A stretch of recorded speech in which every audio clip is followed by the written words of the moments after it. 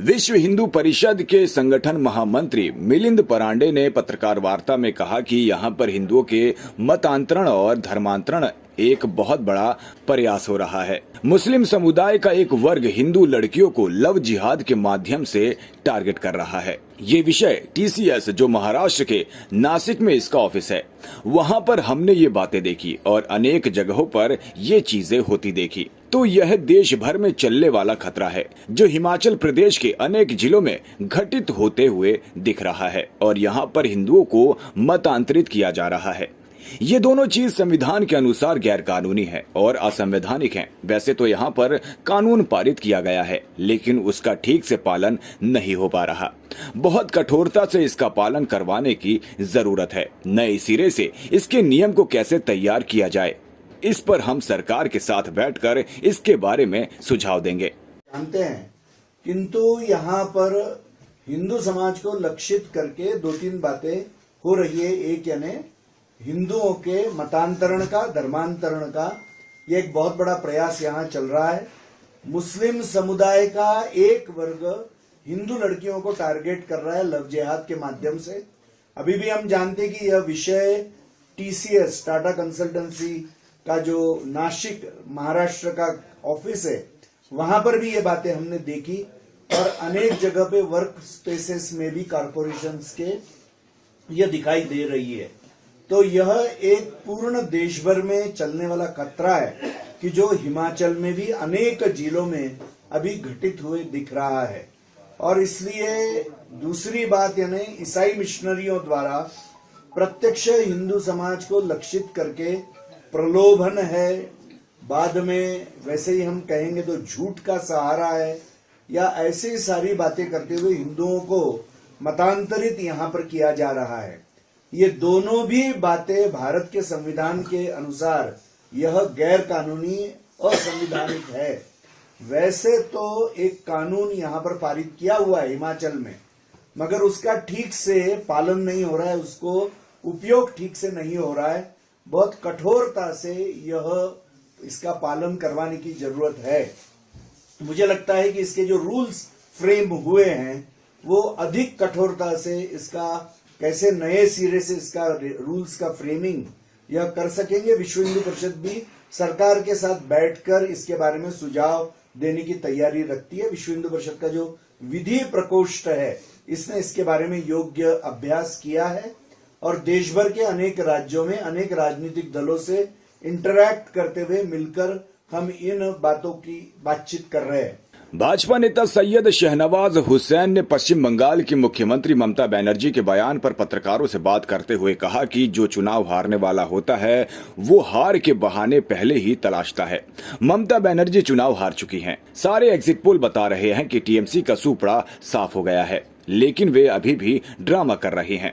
Strong room पर जाकर drama करना, धरना देना, ये सब इसीलिए क्योंकि वे हार के बाद की कहानी लिख रहे हैं। उन्हें लग रहा है कि जब चुनाव हारेंगे तो आरोप क्या लगाना है, इसीलिए वे अभी से ये काम कर रही हैं।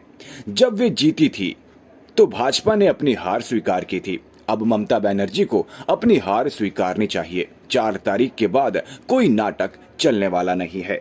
देखिए, जो चुनाव हारने वाला होता है वो हार के बहाने पहले ही तलाश रहा है। ममता बनर्जी चुनाव हार चुकी हैं। सारे एग्जिट पोल बता रहे हैं कि TMC का सुपड़ा साफ हो गया है। TMC के नेताओं को पैकिंग करनी चाहिए। वो जाके अभी भी ड्रामा कर रही हैं। स्ट्रांग रूम पर जाके ड्रामा करना, धरना देना, क्योंकि वो बाद की कहानी लिख रही हैं। उनको लग रहा है कि जब चुनाव हारेंगे तो बाद में क्या क्या इल्ज़ाम लगाना है, इसलिए इस तरह का काम कर रही हैं। ये बहुत दुर्भाग्यपूर्ण है। जब वो सत्ता में आई तो BJP जब नहीं जीती थी उसने स्वीकार किया था। अब ममता जी को अपनी हार स्वीकार कर लेनी चाहिए। 4 तारीख के बाद कोई ड्रामा चलने वाला नहीं है। वो स्ट्रांग रूम के सामने जो ड्रामा किया है वो दुर्भाग्यपूर्ण है। जम्मू कश्मीर के मुख्यमंत्री उमर अब्दुल्ला ने एग्जिट पोल पर पत्रकारों से बात करते हुए कहा कि अभी तक कौन सा एग्जिट पोल सही निकला है।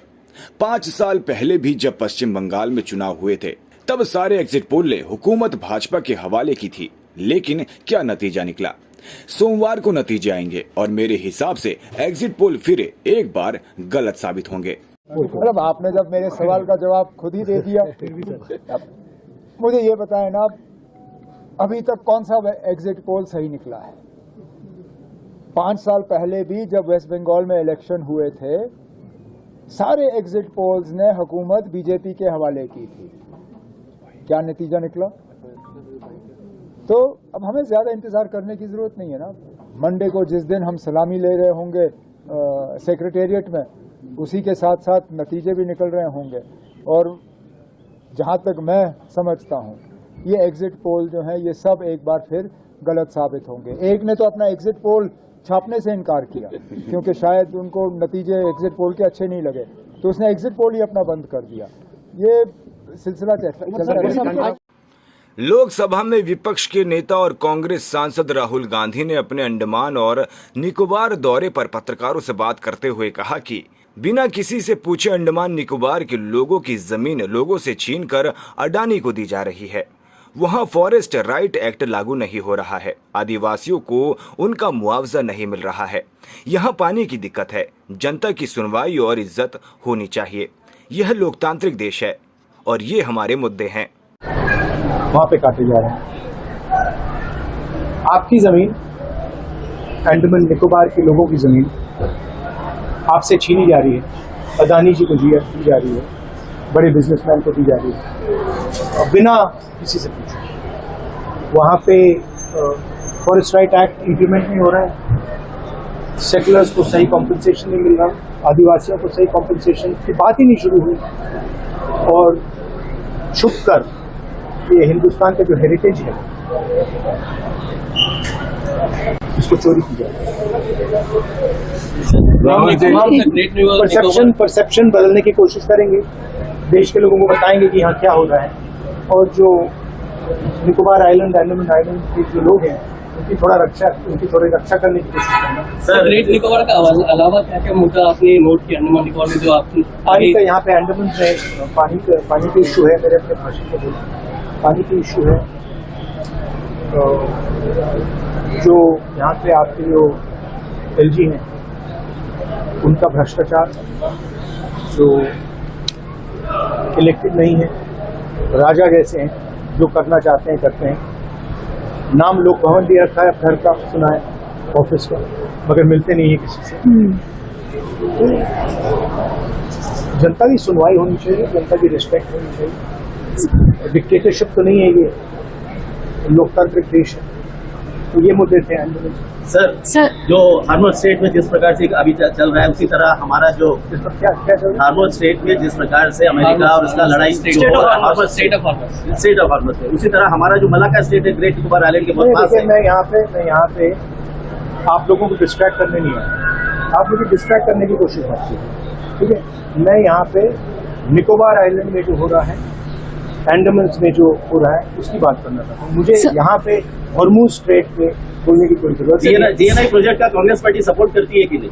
तो मुझे हॉर्मुज स्ट्रेट पे यहाँ बोलने की कोई जरूरत नहीं है। यहाँ पे मेन इशू है जो अंडमान आइलैंड की मैंने आपसे बात बोली, और मेन इशू यहाँ पे है जो इकोलॉजिकल चोरी हो रही है। तो लाखों करोड़ रुपए के पेड़ चोरी हो काटे जा रहे हैं, उनकी चोरी होगी, और जो जमीन छीनी जा रही है वो मिल। उत्तर प्रदेश के हरदोई में प्रधानमंत्री नरेंद्र मोदी ने एक जनसभा को संबोधित करते हुए कहा कि पहले उत्तर प्रदेश को पिछड़ा और बीमारू प्रदेश कहा जाता था, वहीं उत्तर प्रदेश आज 1 ट्रिलियन अर्थव्यवस्था बनने की ओर आगे बढ़ रहा है। उत्तर प्रदेश के पास असीम क्षमता है। देश की इतनी बड़ी युवा आबादी का पोटेंशियल यूपी के पास है। इस ताकत का इस्तेमाल हम उत्तर प्रदेश को मैन्युफैक्चरिंग हब बनाने के लिए कर रहे हैं। और बीमारू प्रदेश कहा जाता था, वही उत्तर प्रदेश आज $1 ट्रिलियन की इकोनॉमी बनने के लिए आगे बढ़ रहा है। ये एक बहुत बड़ा लक्ष्य है, लेकिन इसके पीछे उतनी ही बड़ी तैयारी भी है, क्योंकि यूपी के पास इतनी असीम क्षमता है। देश की इतनी बड़ी युवा आबादी का पोटेंशियल यूपी के पास है। इस ताकत का इस्तेमाल हम यूपी को मैन्युफैक्चरिंग हब बनाने के लिए कर रहे हैं। यूपी में नए उद्योग और कारखाने लगेंगे। यहां जब बड़ी मात्रा में निवेश आएगा तभी यहां आर्थिक प्रगति के दरवाजे खुलेंगे, युवाओं के लिए रोजगार के अवसर पैदा होंगे।